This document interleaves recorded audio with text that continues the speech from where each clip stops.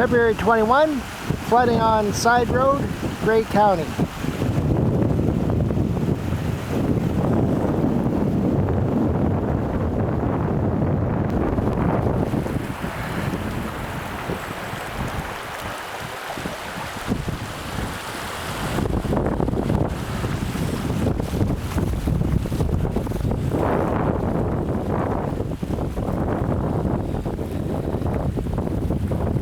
This will be water headed to the Saulville River.